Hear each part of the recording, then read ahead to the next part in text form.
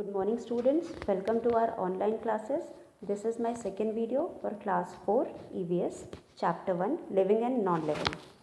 In the previous video we have already studied the chapter and understood what are living and non-living things. I hope you all have understood. Now we are going to start to discuss some keywords which we come across in the chapter. For example, spiracles. Spiracles are the air holes present on the body of insects which allow the movement of air into their body and with their surrounding. These are the tiny holes present on the surface of their body. Insects like cockroach and flies do not have lungs, so they breathe air with these holes. They allow air to move into their body and help them to exchange oxygen and carbon dioxide with their surrounding. Here is a picture of a cockroach where we can see a clear arrangement of spiracle on its body. Stomata. Plants breathe through a tiny openings or pores on their leaves are called stomata. They are mostly found on the surface of the leaf, which help in the exchange of gases such as oxygen, carbon dioxide and water vapor. Here in the picture we can see microscopic picture of stomata. Chlorophyll. Chlorophyll is the green pigment present on leaves. It plays an important role in the process of photosynthesis. And do you know, children, why these leaves look green? These leaves look green only because of the presence of chlorophyll in them. Photosynthesis. Photosynthesis is a process by which plants prepare their own food in the presence of sunlight, chlorophyll, water, carbon dioxide and gives out oxygen.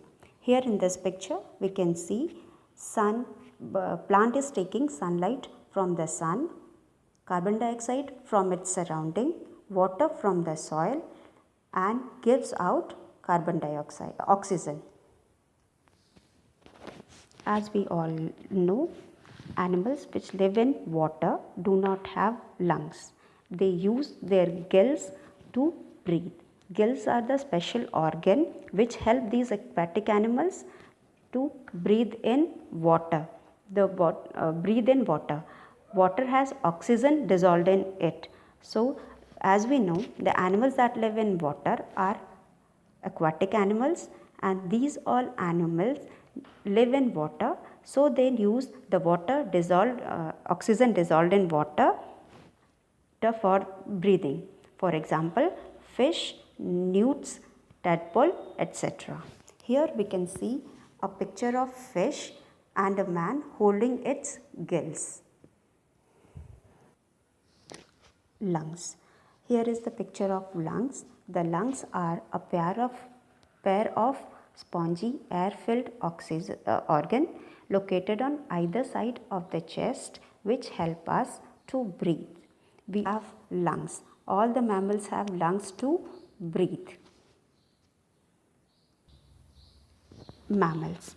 Mammals are the animals that give birth to their babies of their kind. They also feed their babies their breast milk. Some other characteristics may also be shown by these mammals. For example, they breathe air, they have backbone, they may or may not have hair on their body, and the example of these mammals are dogs, cats, monkeys, tigers, cow, elephant, etc. All these animals give birth to babies of their own kind and also they feed them their breast milk. Coming to page number 9, here are some lines which has to be remembered, some important lines which has to be remembered from the chapter. Let us discuss these points one by one. All living beings have life in them. As we have already studied in the chapter, as the living beings show certain characteristics, we can say they have life in them. For example, they show growth, they breathe air, they need food to live, they feel and they show response to stimuli. And whereas the non-living things do not show these characteristics, so they are said to be non-living. Second point, non-living things can be natural or man-made. As we have already discussed in our first video, that the non-living things obtained from the nature are called natural things, and the things which are made by man are called man-made.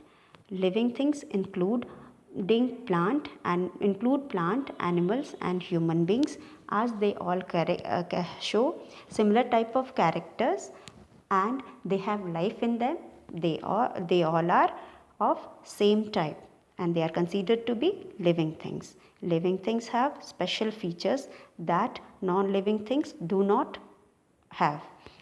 As we all know, living things can breathe, need food to eat, they feel, show response to stimuli, they show growth and reproduction, whereas these characteristics are not shown by the non-living things, so they are considered to be different from the non-living.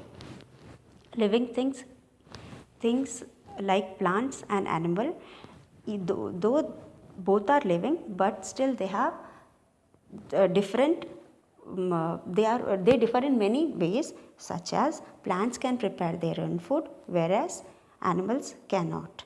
Animals can move from one place to another, whereas plants cannot. Similarly, they show certain such characters that make them different from each other. Living things need air, and air is very important for living things to live. Thank you.